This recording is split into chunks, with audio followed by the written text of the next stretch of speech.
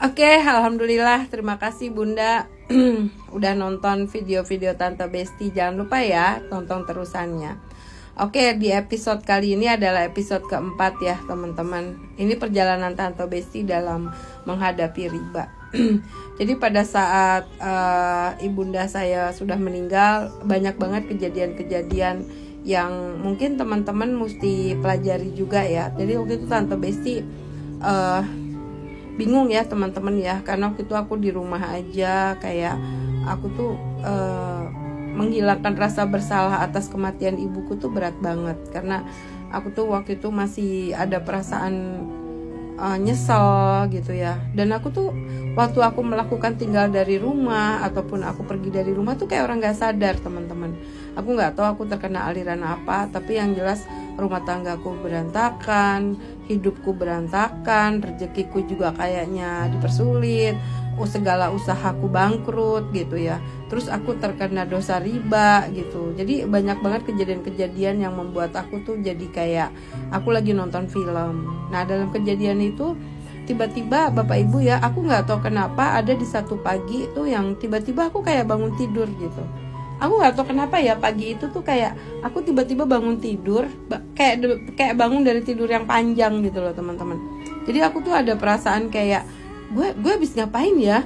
Gue selama ini hidup gue ngapain gitu? Saya nggak tahu, katanya waktu itu sih suamiku cerita katanya kayak aku baru disadarin.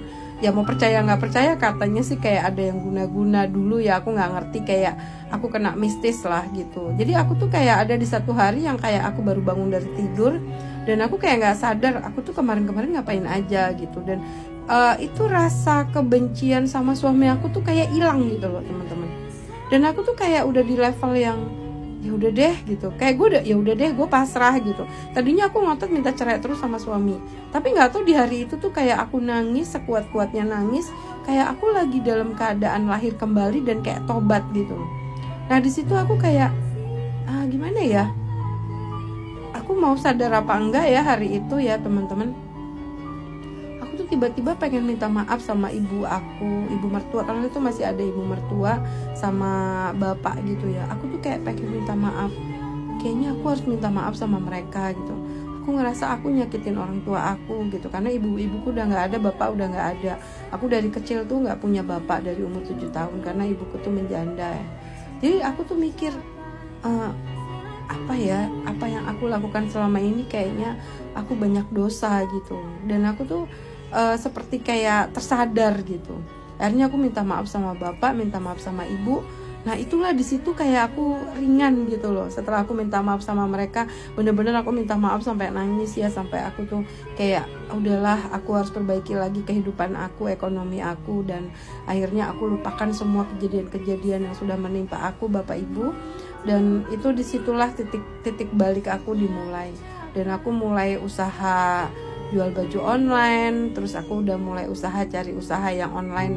Nah disitulah akhirnya aku ketemu MLM dan aku mulai menjalani MLM tuh sekitar 7 tahun Bapak Ibu. Jadi MLM ini sebetulnya membuat aku jadi kuat ya, karena aku itu punya utang sekitar 500 juta.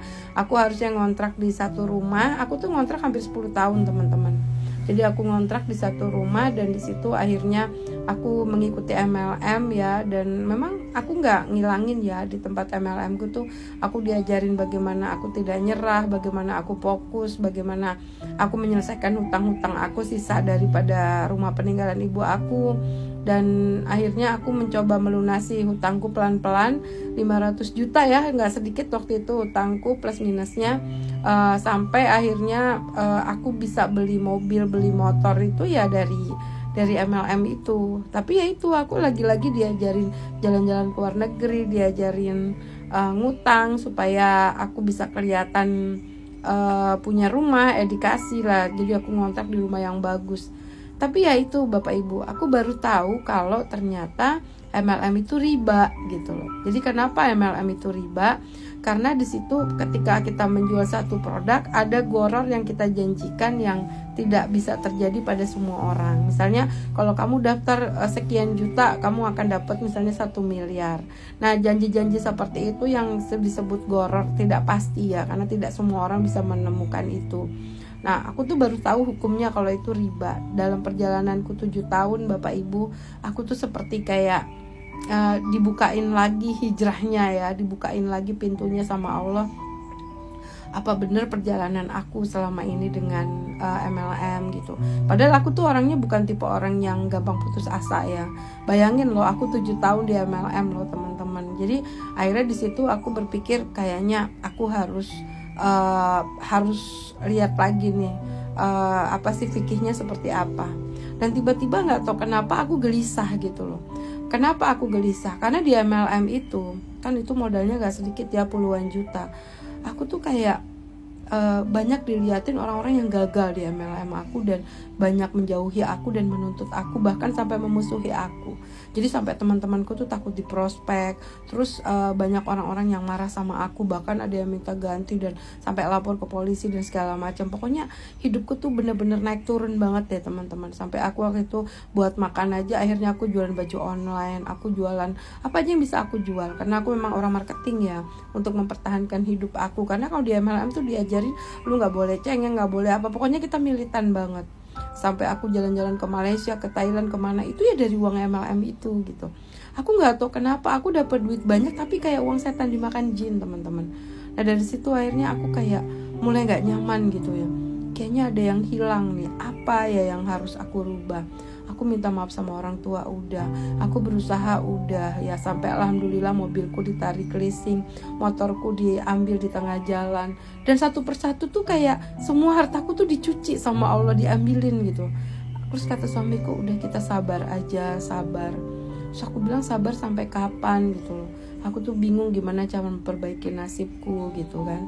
Nah alhamdulillah teman-teman, dalam perjalanan 7 tahun aku di MLM dan hampir 10 tahun aku ngontrak, tiba-tiba aku ketemu sama temen yang dia ngajak aku gitu ya, sekitar tahun 2017, ayo kalau mau ikut training developer gitu kan. Apa sih training developer itu? Ya nanti kamu diajarin jadi developer gitu ya. Terus aku tuh kayak emang bisa jadi developer? Aku kan belum pernah tahu jadi developer ya. Akhirnya aku diajak ke Semarang. Aku nggak punya duit tuh teman-teman, cuman aku nekat gitu ya, gimana caranya, ya udah deh, ini aku ada duit sekian tapi aku masih kurang gitu ya, udah kita tukeran usaha. Waktu itu aku bisa bikin website gitu ya kan. Itu kalau nggak salah di zaman 2017 tuh 4,5 juta tuh gede ya teman-teman ya. Jadi aku training tuh bayar 4,5 juta, dan akhirnya aku putusin aku berangkat ke Semarang dengan nekat. Aku nggak punya uang dan aku nggak nginep karena kan aku nggak punya uang. Jadi aku pergi langsung ke tempat trainingnya. Nah itu aku datang ke tempat training itu pagi ke Semarang dan aku nggak nginep. Aku langsung ikutin trainingnya teman-teman. Jadi sorenya aku langsung pulang. Dulu aku trainingnya tuh training developer. Nah disitulah aku ketemu dengan Bapak M. Aris Suwirya, yang beliau adalah guru aku di developer.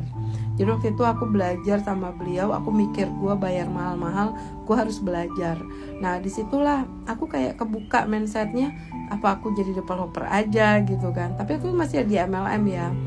Aku coba deh, mungkin ini dunia baru sama aku, dan aku mau coba gimana supaya aku bisa menjadi seorang developer. Nah, aku mulai melihat developer ini adalah satu kue yang cantik yang aku mulai harus bisa memulai.